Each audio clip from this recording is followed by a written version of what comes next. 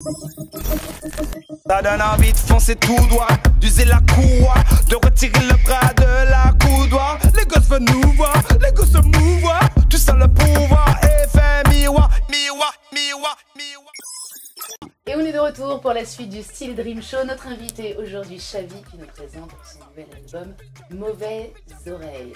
Mauvaise comme le féminin de mauvais et oreille comme une oreille. Ah, j'ai entendu, t'as dit mauvaises oreilles.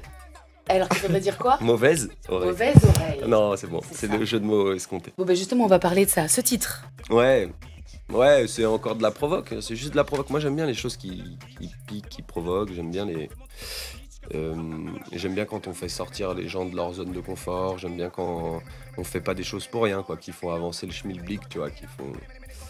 Comment dire Un peu réfléchir, étiquer. Ouais, qui te font poser des questions. Et puis je crois que là, moi, ça fait un petit moment que je joue là-dessus, sur le côté Zor, parce que j'adore ça et je crois que j'ai toujours voulu me victimiser. Tu vois, quand je le disais dans la première partie d'interview, le rap en 98 en France, c'était des blagues des Arabes qui vivaient la difficulté des cités.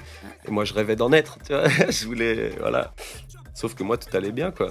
Et... Donc en fait, c'est la faute de tes parents si t'es pas né là où il fallait pas. Attends, alors du coup, je les ai laissés en France, puis je suis venu ici et je fais l'orphelin maintenant, tu vois, ça me donne une bonne excuse pour me plaindre. Non, vraiment, j'avoue parfois être dans ce rôle de victime que je cherche et que je creuse même.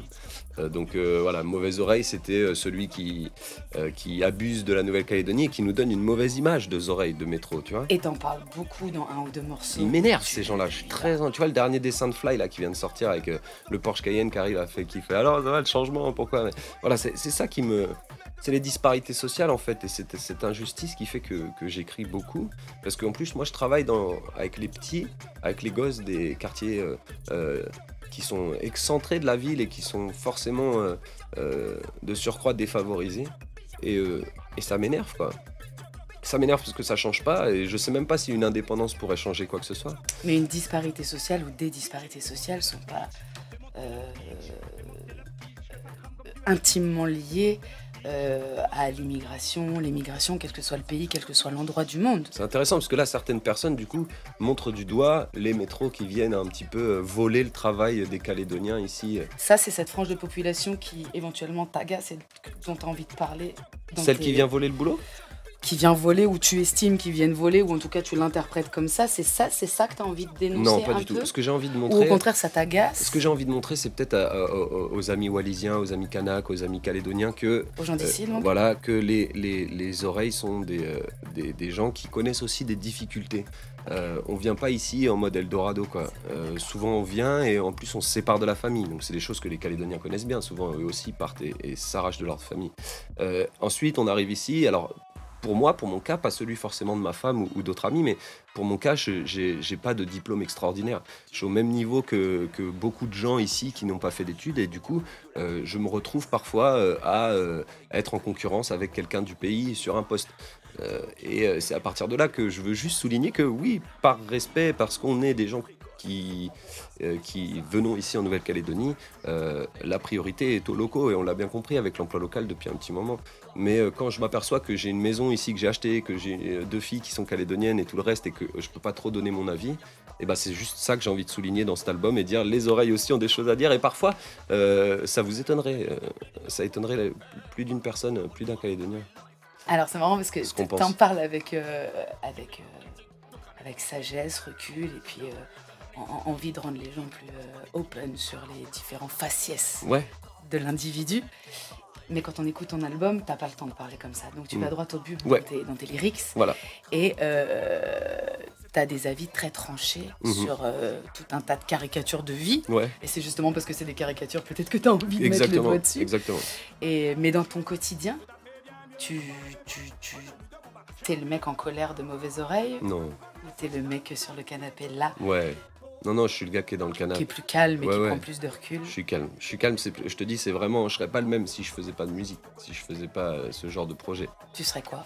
Bah, je serais sûrement un mec un peu plus fou, un peu plus agressif, qui aurait du mal à se tenir en société D'accord, et qui monterait au créneau à la moindre injustice, quoi. d'accord. Aujourd'hui, quand je vois une injustice, plutôt que de me dire, ouah, c'est dégueulasse, bah, je vais prendre du recul, je vais attendre le lendemain, le surlendemain, et puis je vais gratter un petit texte. Ok. Et puis celui-là, il va me faire du bien, et puis pour moi, j'aurais fait mon truc et je me serais soulagé. Que ce soit une injustice concernant quelque chose que tu Moi vois ou ou que ce pas soit une moi, injustice ouais, que ouais. tu vis toi. Ouais, exactement, que ce D'accord. soit moi ou extérieur à moi. Tu penses que c'est la musique qui te fait du bien? Tu penses pas Ouais. que c'est Alors, le texte. d'être un papa et puis de grandir, c'est un fait, c'est un calendrier.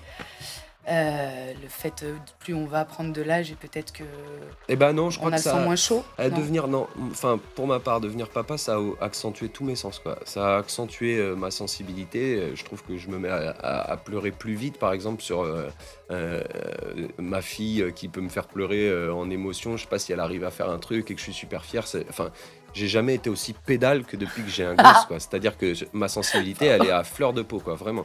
Et du coup, je pense que ma colère, c'est pareil, elle est montée en même temps que cette sensibilité.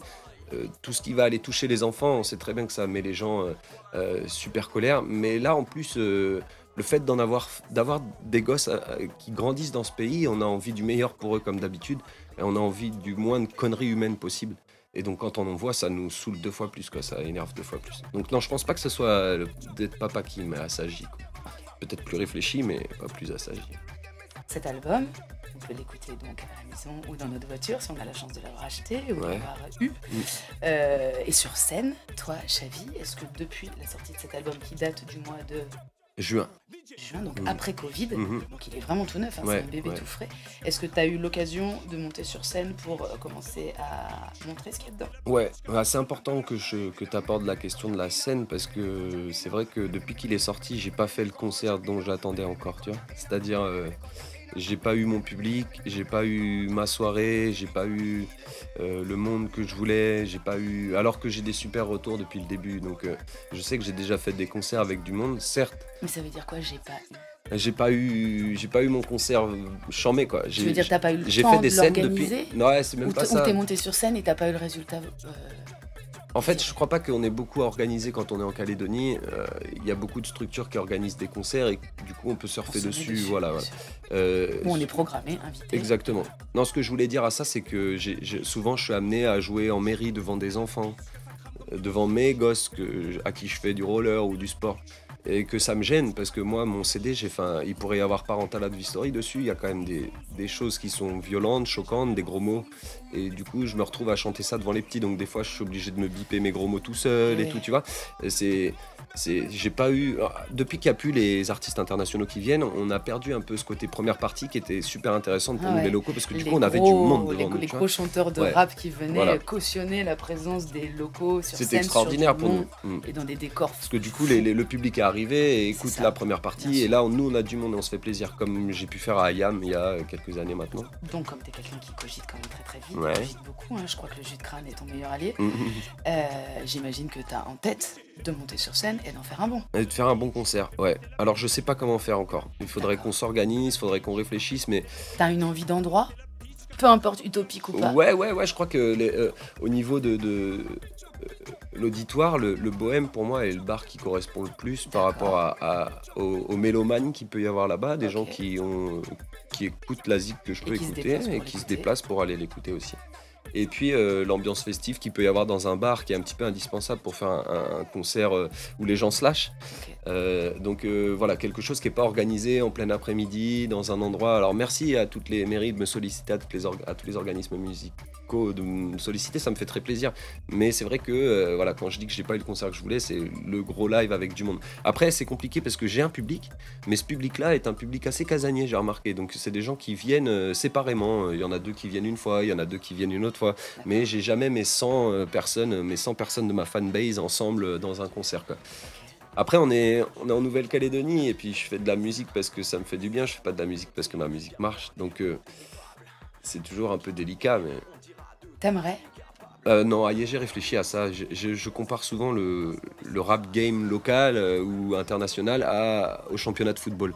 C'est très con, mais nous, on est facilement évalués sur le rap. On sait qui sont les très bons rappeurs et qui sont les moins bons. Et des fois, il y en a des très nuls qui marchent très fort. Par exemple, le numéro 1 du rap actuel est loin d'être le meilleur du rap français, mais bon. Bonjour Joe. Et du coup, on se retrouve avec un niveau qui est déjà établi. Et pour moi, je reste un joueur de région, de niveau régional ou départemental, qui se fait plaisir tous les dimanches matins à aller au foot, à se lever, à jouer avec ses potes, parce que j'aime ça, quoi. Et donc, j'aime aller retrouver Inadi Street, j'aime être avec des petits frères qui n'ont jamais fait de live et leur donner 2-3 conseils avant qu'ils aillent faire un open mic. J'aime ce côté-là, et donc je continuerai de le faire sans les ambitions de Nekfeu ou de Damso, quoi. Mais ton album a été nominé aux Flèches de la musique. Ouais. Celui-là. Pas celui-là, non. Celui-là, ça sera en 2022 s'il est nominé. Ouais. C'est ça, cette histoire de rétroactivité compliquée. Mais quoi qu'il en soit, les collectivités et les institutions, super retour. Pays qui ont un rapport étroit avec la culture et la musique, je sais pas s'ils sont derrière toi, je sais pas si c'est l'eau, mais en tout cas... J'ai jamais été accueilli comme ça, jamais. Ils te font de la place dans leur page presse, dans Indemix par exemple, ils te font de la place donc dans la sélection. Voilà. Le jury s'intéresse à toi, donc il dit jury, dit les professionnels de la musique et tout. Et avec ce soutien derrière, on te trouve pas une grosse date ou un gros événement où tu pourrais être non pas une première partie, mais moi, j'ai eu la grosse un des piliers des artistes proposés, quoi. J'ai eu la grosse date d'Indemix, mais c'est vrai que c'était compliqué. Indemix, il n'y avait pas beaucoup de monde, le festival qu'ils ont fait. Et donc c'était des super conditions de scène, mais attention, waouh, truc de ouf. Ouais, c'était dimanche de la semaine dernière. À quelle heure étais-tu programmé? C'est à 13h45. Bah voilà, c'est peut-être pas, ça vous aide pas ça. Ouais, mais je crois qu'il n'y avait pas beaucoup de monde plus, quoi qu'il arrive. Ce qui était bien, c'est les conditions. Tu vois, t'avais un écran géant derrière, t'avais des retours et tout. C'est génial de jouer dans des conditions comme ça pour un artiste de mon rang. Il y en a sûrement des tas en France qui ont mon niveau et qui n'ont jamais pu faire de scène comme ça. Donc attention, je ne suis pas en train de me plaindre. Je suis juste en train de dire que je vais essayer de faire mon live où il y a du monde dans l'année. Quand tu commences à chanter ou à parler dans le micro, quand tu es sur des grosses scènes comme ça, là, telle qu'elle était montée, ça fait un drôle d'effet. D'entendre sa voix dans des grosses enceintes, portée vers une plaine qui est censée supporter 4000 ou 5000 personnes si on peut. Bah après, ça, c'est des choses auxquelles on s'habitue. Et puis bon, avec SE, on a ce côté-là, c'est-à-dire, bon, là, il n'y a pas trop de monde aujourd'hui. On va pas se dire qu'on va moins bien faire notre concert. On va juste se dire que là, on a des conditions pour une répète générale magnifique. Et on va surtout... moi, j'ai toujours tendance à m'accrocher aux 2-3 regards qui sont sur moi et qui me lâchent pas, ou des téléphones qui sortent. Et bah, limite, je vais faire mon live comme s'il y avait 10 000 personnes juste pour ces 2 personnes-là, parce qu'ils ont sorti leur mob et qui restent à mon concert. Tu vois. Et je sais souvent aussi qu'en Nouvelle-Calédonie, et je fais partie de ces gens-là, on reste derrière, on écoute, on regarde, et à la fin du concert, on va voir la personne pour lui dire « Ouais, c'était choc ce que t'as fait ». Donc ça m'arrive souvent que je vois des gens qui bougent pas, qui limite sont désintéressés, puis qui à la fin montrent un intérêt sur ma musique. Donc c'est cool. On va terminer avec cette question. Ton meilleur, plus beau, plus bon souvenir de musicien, scène ou hors scène, tête à tête ou pas tête à tête, de tes 15 ans ou 20 ans de gestation musicale? Ces derniers temps, j'ai rencontré Ilénas, que je salue, Nico de l'Animalerie, d'une équipe de Lyon, un très très très bon rappeur, qui lui jouait sûrement en L2, presque en L1 des fois, et qui du coup m'a proposé, on s'est accordé pour faire un morceau ensemble sur le prochain projet. Donc ça, c'est une rencontre énorme. Prochain projet. Ouais, et c'est énorme, et puis c'est super de sa part, je trouve. Et puis je pense que mon plus beau souvenir de partage avec un artiste, c'est Stan, le Vanuatais, avec qui on avait organisé un featuring sur mon album en 2013, un featuring que vous pouvez retrouver sur ma page YouTube. Et on l'avait vraiment récupéré juste avant l'aéroport, on avait enregistré à Tontouta, et on avait eu le temps de boire un cava avant qu'il prenne l'avion pour rentrer au Vanuatu, parce qu'il était venu pour l'omelette géante de Dimbéa. Enfin, c'était vraiment un bordel de ouf, et on avait réussi à faire un feat avec lui. Et ça a été le plus beau feat de ma vie et le plus beau jour aussi, artistique. Chouette 24 heures. Ouais, grave. Bonjour Stan. Trop cool. Ouais, bonjour Stan, dans ton Vanuatu épargné. Merci beaucoup, Chavi. Merci, Janice. On vous a présenté l'album Mauvaise Oreille. Yeah. On espère te voir bientôt sur scène. Ouais. C'était le Style Dream Show. On se retrouve très bientôt pour d'autres invités aussi sympathiques. Salut tout le monde. Et c'est le Style Dream Show.